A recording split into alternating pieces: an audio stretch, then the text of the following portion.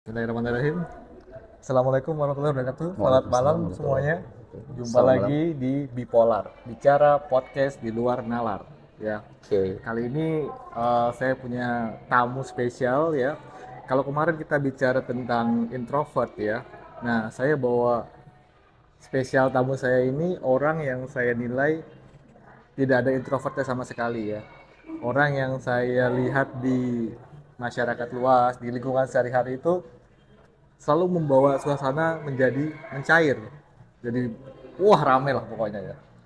Oke, selamat malam Bapak Oke. Haji Andi Mulyadi.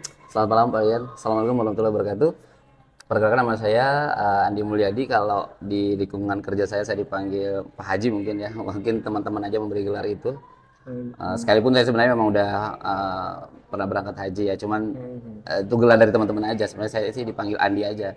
hmm. Saya lahir di Samarinda itu beberapa Oke. tahun silam ya, nggak usah nyebutin umur juga ya. Nggak usah, nggak usah, nggak usah. Kebetulan orang tua saya sebenarnya asli dari Sulawesi. Kebetulan kami sudah cukup lama merantau ke Kalimantan sehingga kami bisa disebut asli Kalimantan sih Pak Dian, Asli karena kita Kalimantan. nggak punya Oke. lagi keluarga di Nggak ada keluarga lagi Sulawesi. di Sulawesi ya, tapi Nah, memang sukunya Bugis ya. sukunya Bugis, asalnya Bugis. Bone. Jadi Oke. bapak, ibu semuanya. Jadi kita merantau di Kalimantan Timur tuh semua dari nenek moyang saya itu merantau ke Kalimantan Timur, membuat kalau di Samarinda itu lebih dikenal sekarang itu eh, eh, Kampung Bugis namanya. Kamu Ada Bugis? ya. Jadi ada Ada sejarah Bugis. di Kalimantan Timur ini, khususnya di Samarinda itu yang membuka kampung tersebut adalah suku Bugis. Suku Bugis. Bahkan di Oke. sini punya sejarah bahwasanya suku Bugis itu mempunyai peran penting di Di Kalimantan. eh, era ke penjajahan untuk Oke.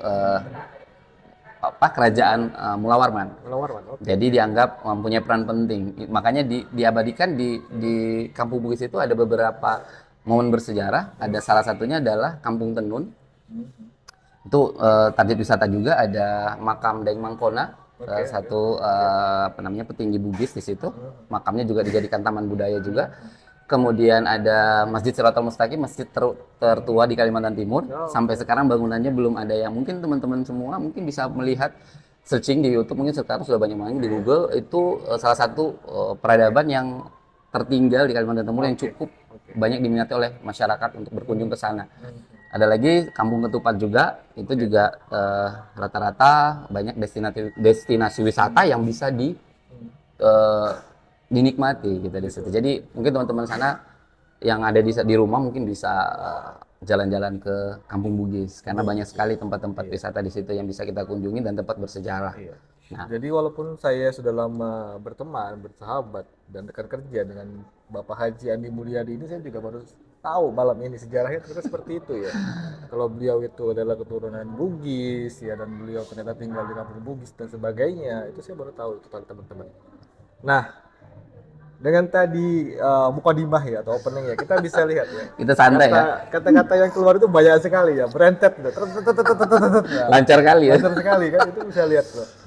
Nah, jadi introvert atau ekstrovert itu memang memang sesuatu yang bisa kita rubah ya sebenarnya Iya, ya. Kita bisa rubah gitu loh. Dan saya juga tadi sudah sebelum kita buka, kita opening itu kita berbicara sedikit ya Pak ya. Haji.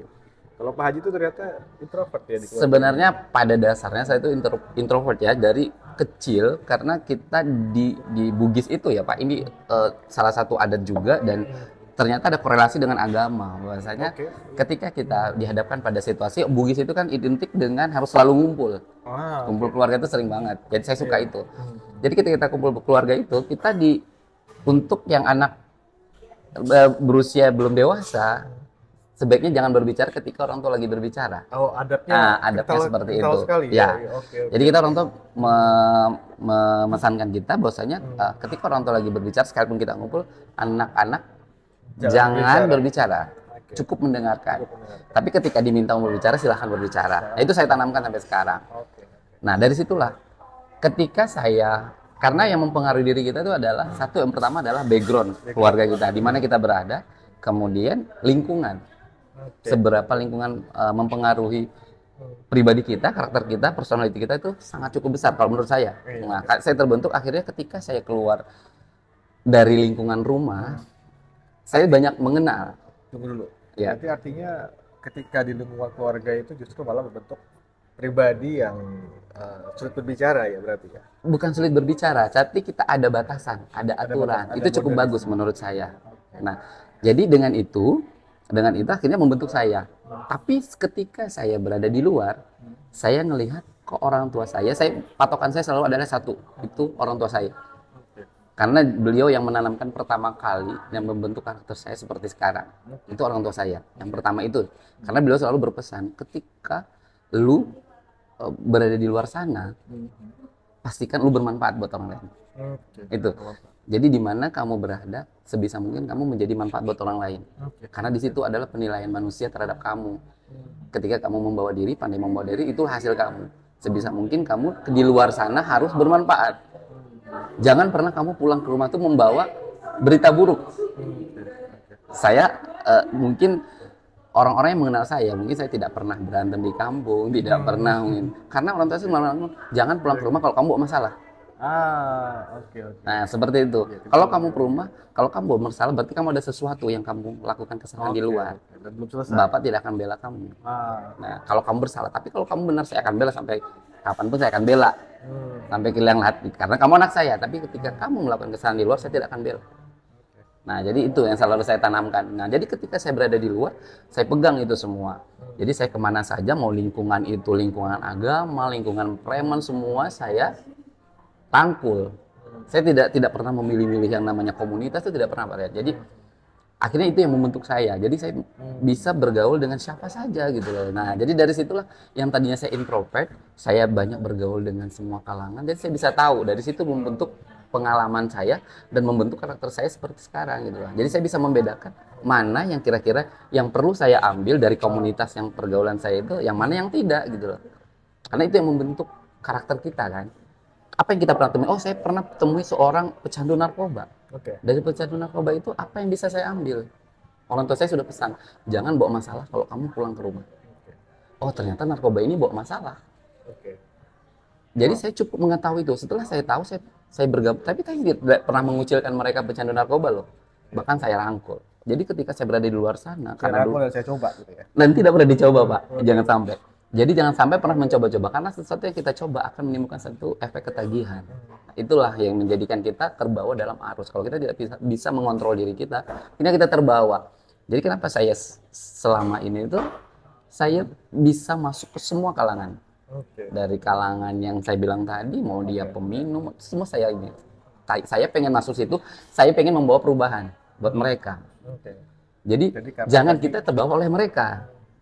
Jadi karena filosofi tadi ya, yang Iya. ditanamkan oleh orang tua, kamu itu harus membawa manfaat ya, Iya. dimanapun kamu berada ya. Jadi Nah, itu yang ditanamkan oleh itu yang saya pegang. yang dipegang ya. Itu saya pegang kemanapun saya berada, dari lingkup pendidikan, dari lingkup, saya tidak pernah, bahkan saya mengajar pendidikan, mungkin teman-teman sekolah saya ini, saya mungkin mereka dengar semua, mungkin baru sekarang mereka mungkin, oh ternyata Andi Mulyadi itu seperti ini loh ya. Dulu saya prestasi di sekolah itu dari SD sampai saya kuliah, saya berprestasi itu tidak pernah saya mencari yang namanya juara, tidak, tapi saya cari ilmu. Oke. Prestasi itu hanya bonus. Oke. Tapi ketika kita bersekolah atau menempuh pendidikan kita tuh, kita mencari satu prestasi, itu salah besar. Kita hanya mencari ilmu. Kalau kita lakukan itu dengan serius, dengan sungguh-sungguh, bonus akan kita dapatkan namanya prestasi. Nah, tapi ketika kita melakukan itu yang tadi saya bilang dengan sungguh-sungguh, apa yang kita lakukan, usaha itu tidak akan pernah mendesain namanya hasil. Oke. Oke. Iya kan? Iya, percaya. Nah, saya percaya sekali akan hal itu. Jadi saya tidak pernah terbawa yang namanya saya harus down ketika saya nggak prestasi, nggak sesuai harapan saya. Jadi saya nggak down, karena saya sudah melakukan yang terbaik. Oke, berarti Nah, yang penting kita melakukan yang terbaik, Terbaik, dulu, apapun apa yang usahanya. potensi dalam diri Iya. kita tuh kita keluarkan, Apapun semua hasilnya, kita kerahkan, apapun apapun hasilnya. hasilnya. Apapun Jadi kita tidak akan merasa kecewa. Tapi ketika saya menargetkan, saya harus juara 1 nih.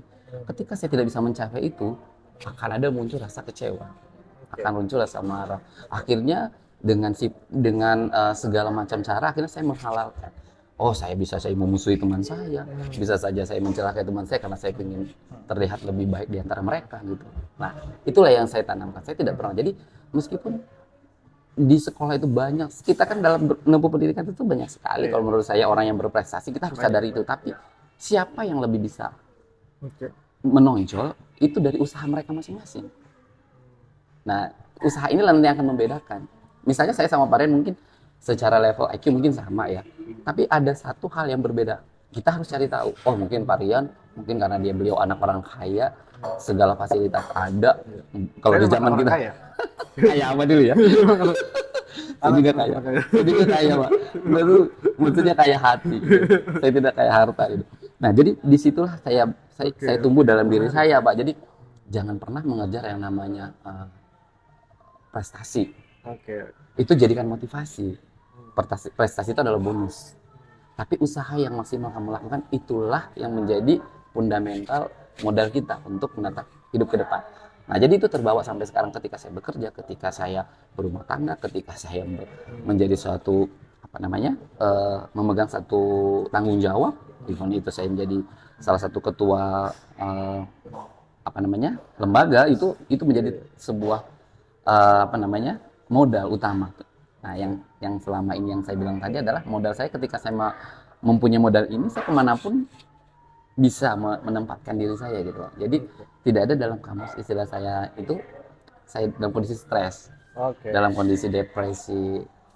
Kalau depresi biasa tuh fitrah manusia lah ya Pak. Maksudnya tuh kita dalam hidup ini kan pasti ada namanya motivasi itu up and down, sama dengan iman kita kadang naik. Nah, bagaimana cara ngecasnya adalah kalau ketika iman kita lagi turun, kita mungkin banyak mendengarkan ceramah atau tausiah, kita membuka lagi ilmu-ilmu yang dulu mungkin kita sudah lupakan supaya kericas lagi kan. Nah, jadi dengan disinilah kita bisa menggali semacam mentality kita gitu. Yang tahu stresnya itu kan kita, bukan orang lain. Kita bisa mengukur seberapa jauh, oh aku nih kayaknya lagi stres deh. Saya ini kayaknya lagi depresi. Kenapa? Karena yang tadinya saya lakukan, kita misalnya contohnya gini Pak. Saya makan, hari ini saya makan dalam kondisi gembira, saya bisa makan 1 piring, 2 piring. Tapi kok saya baru makan 3 sendok, kok saya agak rasa ini ya, nggak semangat lagi gitu, nggak. Saya harus nilai diri saya.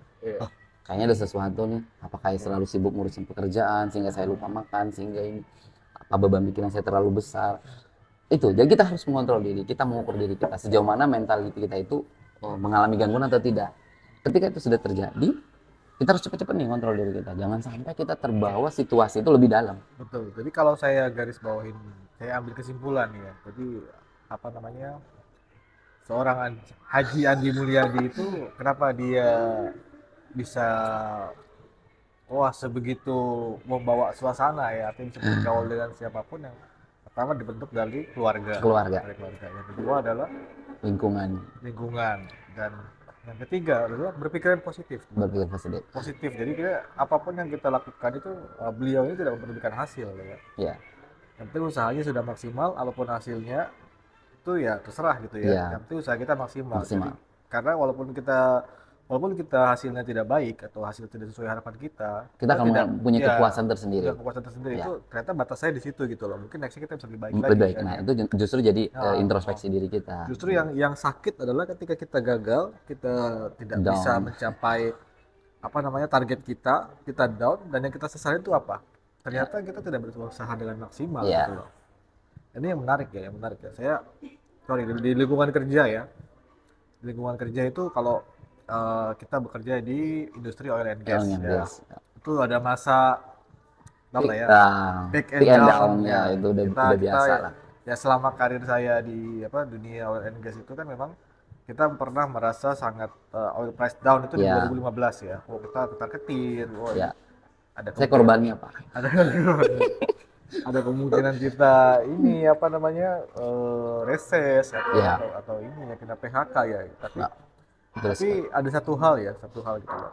Ternyata kalau kita sudah berusaha maksimal ya, sudah berusaha apa yang kita usahakan itu sudah maksimal, itu apapun hasilnya, walaupun kita di PHK itu ya sudah gitu kan. Iya, kita harus terima, nggak bisa kita harus terima, kan? Kita harus memikirkan kedepannya kita harus apa yang kita harus lakukan ya. Jadi kita tidak terkungkung pada yang namanya kesedihan, karena saya mengalami itu kan pada saat itu.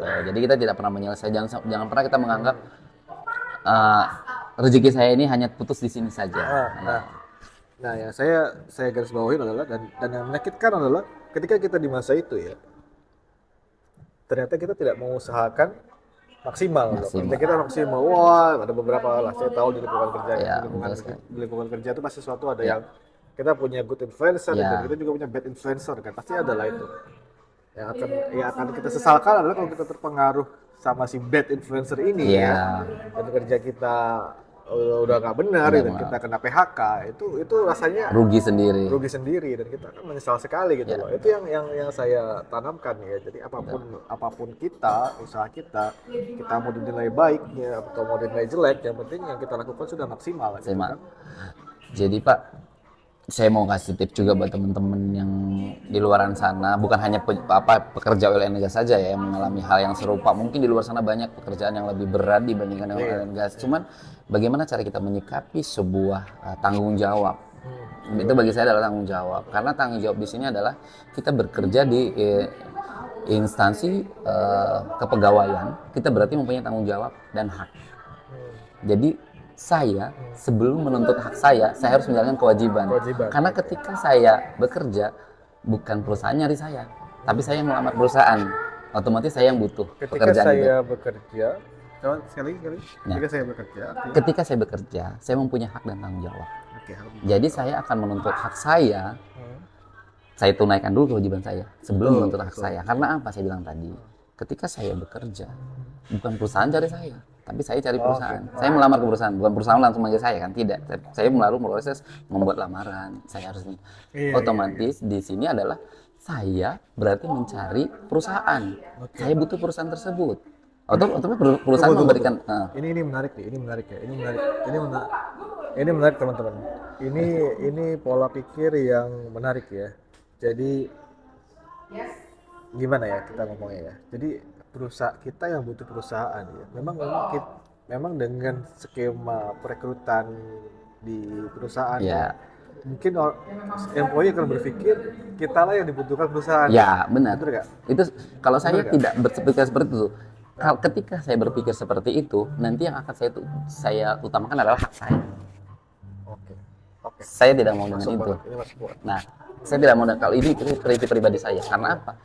Saya kan mencari perusahaan ketika saya lulus, pasti saya nggak ada perusahaan sebenarnya nyari ini. Karena itu bagian dari proses sebenarnya. Sebenarnya yang butuh tuh kita. Iya. Kalau kita nggak suka, Kalau tinggalin perusahaan aja, itu kan gitu. banyak pilihan. Iya. Perusahaan banyak pilihan, Banyak banyak pilihan. kandidat kan. Iya.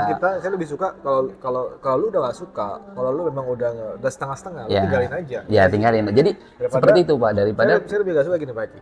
Saya lebih nggak suka ketika lu setengah-setengah ya, dengerin ya, buat para netizen ya, akan selalu ada orang yang menanggung dari apa yang harus lu kerjakan. ya. Ya kan? Karena ketika lu setengah-setengah, ada part dari yang harusnya lu kerjakan, itu nggak lu kerjakan. Orang lain yang nanggung itu. mengambil alih tanggung jawab tersebut. Benar. Nah, itu. Jadi benar kata Pak Rian tadi, makanya saya bilang ketika saya mengutamakan kewajiban daripada hak saya, akhirnya saya akan muncul nih. Saya gimana saya menuntut hak saya, kewajiban saya sih sudah saya tunaikan seperti yang dibilang Pak Rian tadi. Ketika saya bekerja, ternyata saya bekerja hanya berdasarkan kemauan saya, bukan kemauan perusahaan. Kewajiban itu muncul kan ada tanggung jawab yang diberikan oleh perusahaan terhadap kita. Iya. Otomatis saya harus melaksanakan itu karena saya akan mendapatkan hak ketika saya menunaikan kewajiban. Nah, gimana saya mau mendapatkan hak saya sedangkan kewajiban saya aja saya melakukan dengan tidak maksimal seperti saya bilang tadi. Pak Rian bilang tadi kan termasuk salah satu itu lebih cenderung kepada orang yang demotivasi. Orang yang demotivasi itu adalah orang yang akan mengurangi ritme kerjanya atau load kerjanya Buat kerjanya, iya. secara tidak langsung. Secara tidak langsung. Karena dia merasa ada haknya dia yang belum tertunaikan. Benar. Nah, karena dia menuntut hak. Itu saya bilang tadi. Benar. Jadi jangan salah. Jangan kita menuntut hak kita ketika kewajiban kita belum terlaksana. Makanya saya selalu bilang kepada teman-teman atau rekan kerja saya yang mengalami demotivasi, saya tanamkan.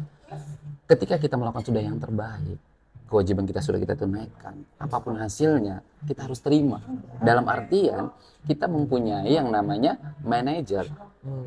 Kita harus menjaga hubungan kita dengan manajer kita gitu. Apa yang kita mau kita sampaikan. Kalau memang itu menjadi sesuatu bottleneck atau hambatan, kita mempunyai cara-cara lain gitu ya untuk untuk mengakomodir kemauan kita gitu loh. Kita jangan terpikir secara sendiri-sendiri gitu loh.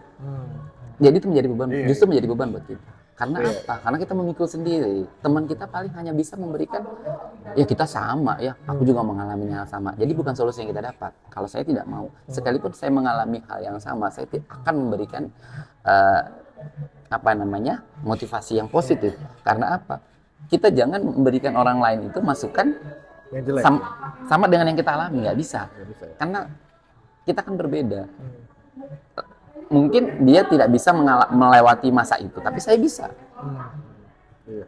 Nah, jadi saya bilang kita harus berpikir positif, selalu berpikir positif. Mungkin ada kewajiban saya yang belum saya tunaikan, sehingga saya tidak bisa mendapatkan apa yang saya mau. Saya selalu, kalau saya bagi saya itu adalah saya selalu mengambil sisi positifnya saja. Jangan pernah kita menuntut hak kita kalau kewajiban kita belum kita tunaikan gitu loh.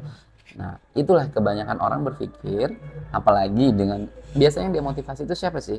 Kebanyakan orang yang sudah pekerjaannya lebih dari 10 tahun mungkin. Karena mereka merasa monoton. Mereka sudah mempunyai kontribusi cukup banyak terhadap perusahaan, akhirnya dia menuntut Haknya. hak saya selama saya mengabdi sekian puluh tahun, Apa sih next? mana gitu Iya, loh. tapi ya memang sebenarnya ya kalau kita bicara dari sisi perusahaan, dari sisi manajemen, kita itu punya yang namanya fixed step ya, Iya. atau kita karir path kita Karir path. nyebutnya, atau apapun itu ya, biasanya di perusahaan-perusahaan lain pun ada ya jenjang karir Ya, jenjang karir kalau di manajemen perusahaan itu ya Nah, seperti itu. kita punya jenjang karir lah, kita berangkat dari mana dan kita akan berhenti di mana, itu kan semua perusahaan punya kebijakan yang Kebijakan berbeda-beda, berbeda-beda. ya kan.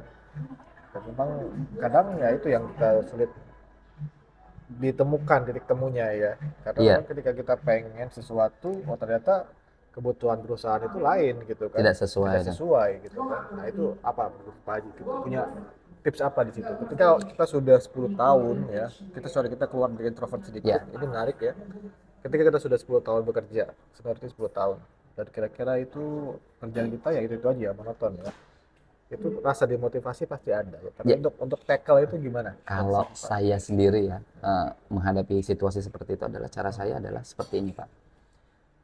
Ketika saya di posisi bahasanya senior, ya udah senior kan, di atas 10 tahun pasti udah senior. Keuntungan saya bawa ini dari sisi positifnya. Saya sebagai orang yang berjiwa positif, saya harus membawa, oh saya sudah 10 tahun, harusnya yang saya kerjakan, yang tadinya saya bisa cuman waktu saya di zaman saya masih trainee atau middle position, middle career, saya cuma bisa bikin 2, harusnya saya senior harus bisa bikin 5 dong. Oke. Terbaiknya target pencapaian. Iya. Ya. Kalau misalnya kita bicara produksi kita tingkatkan. Harusnya lebih meningkat. Nah, karena kita sudah tahu cara cepatnya ya. Nah, jadi kita sudah mengetahui seluruh proses yang kita lalui. Iya. Jadi planning itu lebih tepat bisa kita lakukan dengan planning yang matang gitu. Jadi kita nggak perlu lagi berpikir mencari-cari sesuatu yang memang. Nah, itu satu keuntungan saya bilang di posisi yang senior, keuntungan di situ. Cuma dari sisi manajemen perusahaan, harusnya yang senior ini diakomodir lah, yang seperti saya bilang tadi, Pak Rian. Bahwasanya mungkin, makanya saya bilang tadi, seharusnya senior ini berkomunikasi dengan manajernya, apa yang dia mau dari sisi dianya seperti apa harus dikomunikasikan. Ini masalah komunikasi sebenarnya. Karena ini Pak Rian, kalau dari sisi saya adalah karena manusia itu kan mempunyai karakter yang berbeda-beda.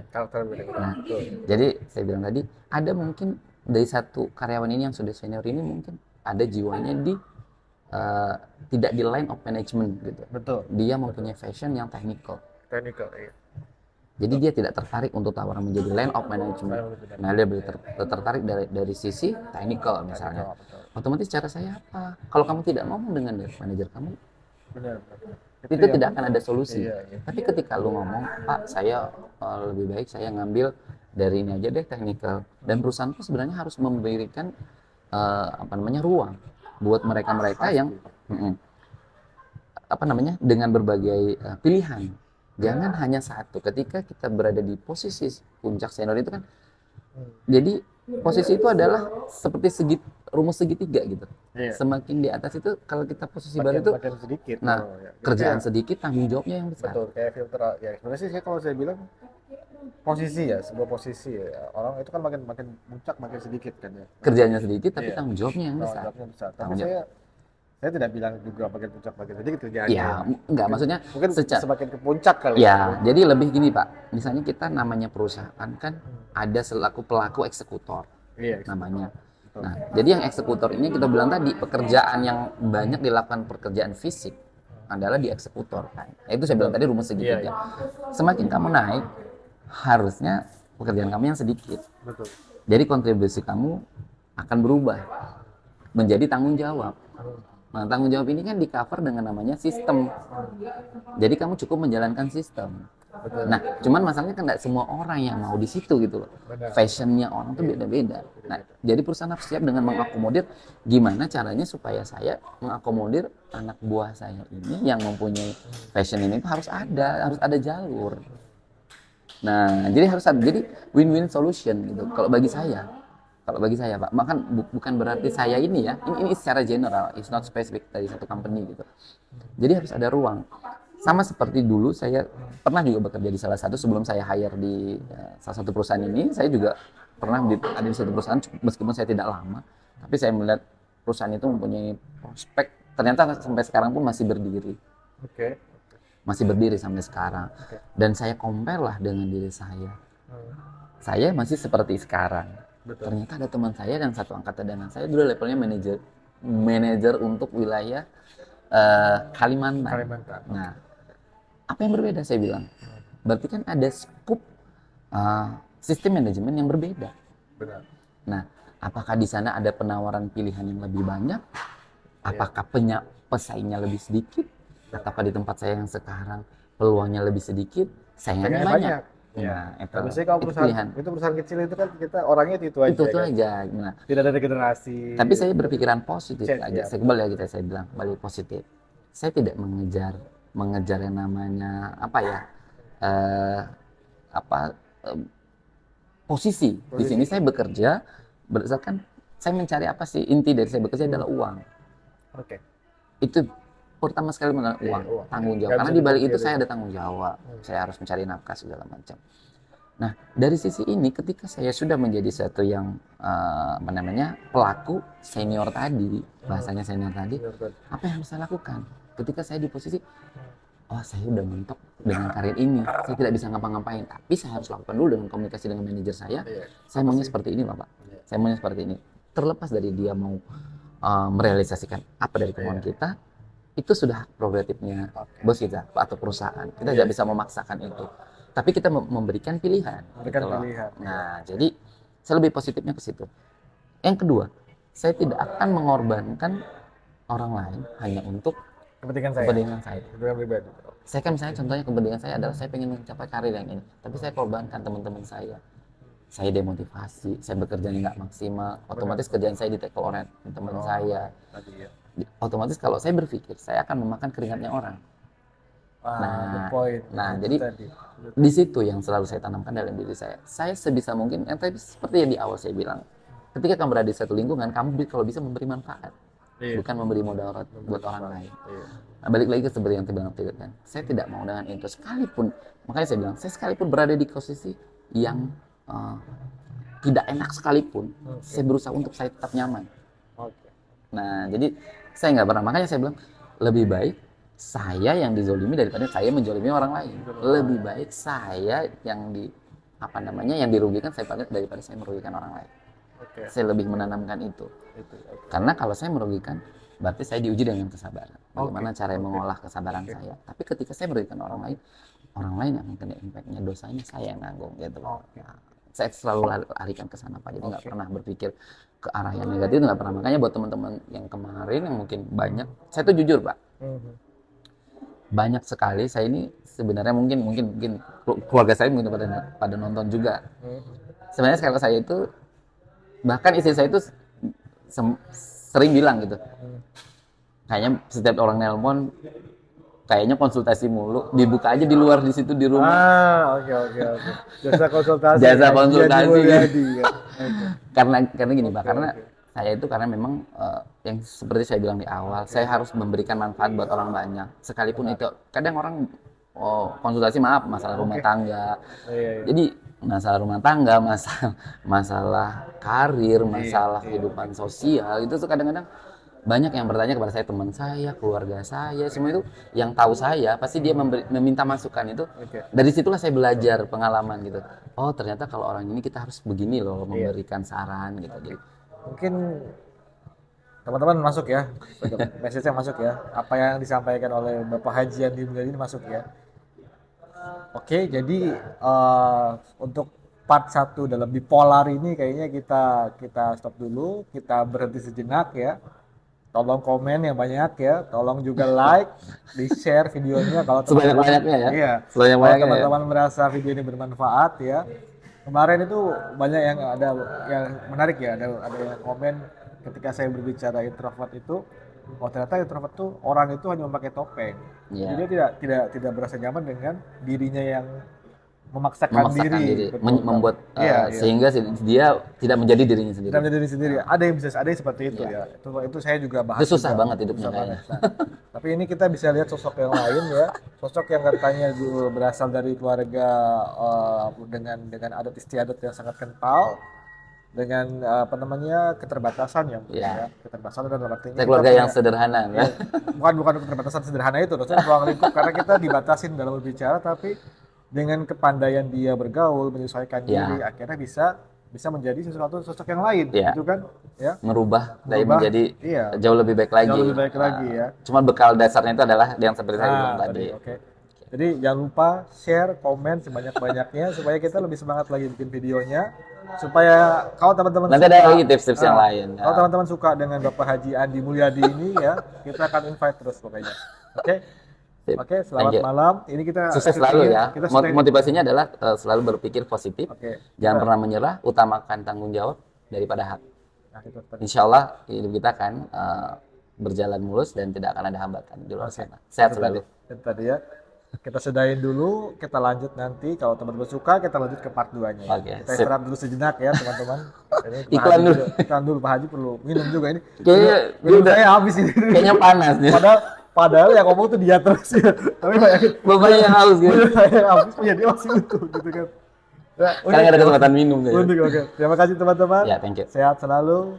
Kita malamnya syutingnya. Jadi kita selamat Ya. malam, selamat pagi, dan Sampai selamat ya, sore ya, mungkin nanti. harusnya ya. Sip. Buat teman-teman yang lihat nanti. Terima kasih. Assalamualaikum warahmatullahi wabarakatuh. Waalaikumsalam Sampai ketemu warahmatullahi lagi. wabarakatuh. Sip. Dadah.